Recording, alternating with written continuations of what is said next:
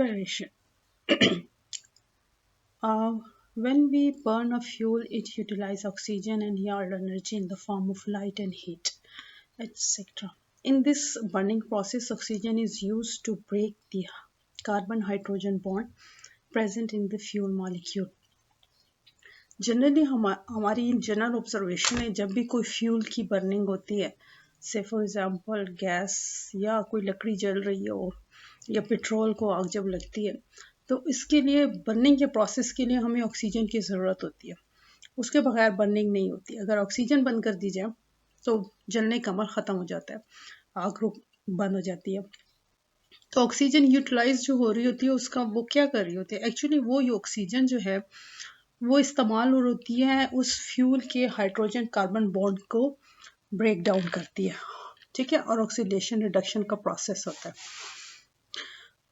तो ये oxygen use होती है कार्बन और हाइड्रोजन के जितने भी बॉन्ड होते हैं फ्यूल में, वो उसको ब्रेक डाउन करती है और एनर्जी रिलीज होती है in the form of heat और लाइट. बिल्कुल इसी तरह हमारी बॉडी में भी फ्यूल मॉलिक्यूल जो हैं वो ऑक्सीडाइज होते हैं और वो ऑक्सीजन की मौजूदगी में, और उसमें जो फ्यूल मॉलिक्यूल हैं बेसिकली वो का ग्लूकोज जो है मोस्ट इम्पॉर्टेंट, ग्लूकोज जो है उसमें जितने भी कार्बन और हाइड्रोजन के बॉन्ड होते हैं वो उसकी ब्रेकडाउन होती है ऑक्सीजन की मौजूदगी में और एनर्जी रिलीज होती है.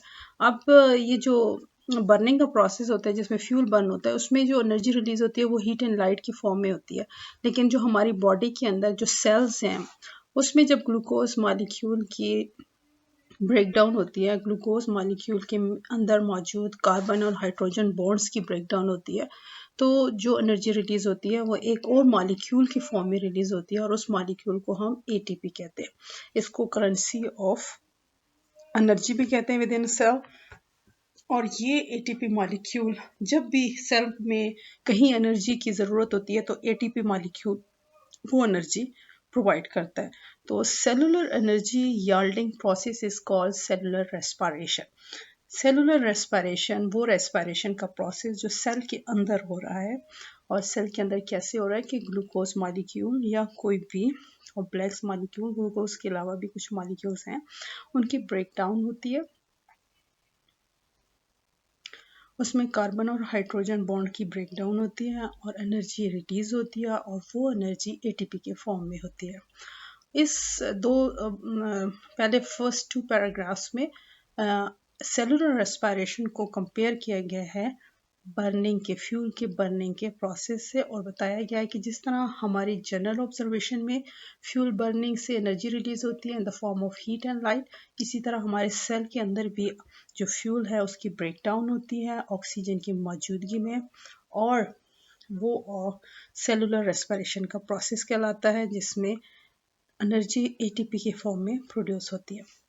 During this process of carbon hydrogen bond are broken down by oxidation reduction reaction, and so carbon dioxide and water are produced. In cellular respiration, food is oxidized to carbon dioxide while oxygen is reduced to water.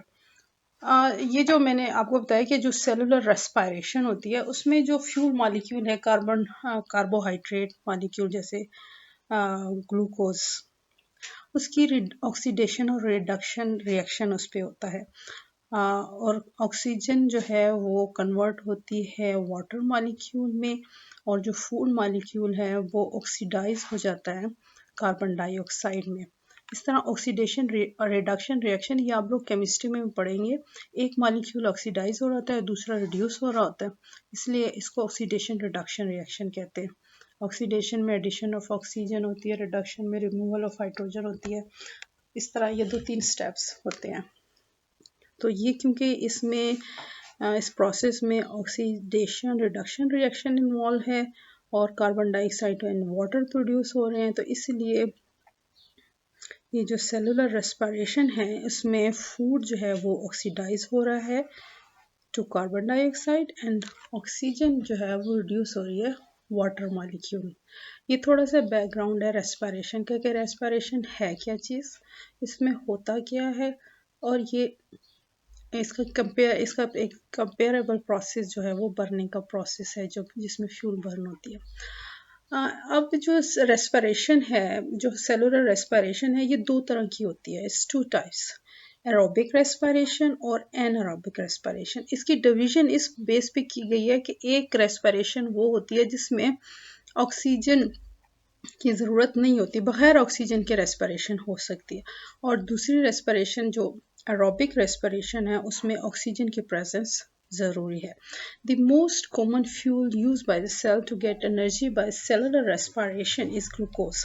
Glucose वो molecule है जो most commonly use होता है हमारे cellular respiration में, किसी भी हमारे सेल्स के अंदर, हमारी बॉडी में जो सेल्स हैं, एनिमल्स में और प्लांट्स में, ठीक है। तो उसमें जो सेलुलर रेस्पिरेशन होती है उसमें ग्लूकोज मॉलिक्यूल यूज होता है। The way glucose is oxidise depend on the availability of oxygen. अब ये जो ऑक्सीजन ग्लूकोज मॉलिक्यूल है जो कि फ्यूल मॉलिक्यूल है हमारी बॉडी का, वो किस तरह ऑक्सीडाइज हो रहा है उससे ज़्यादा अहम है कि ऑक्सीजन अवेलेबल है या नहीं available.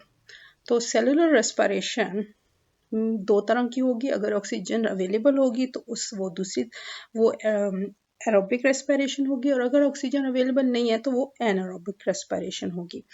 The way glucose is oxidized depend on availability of oxygen.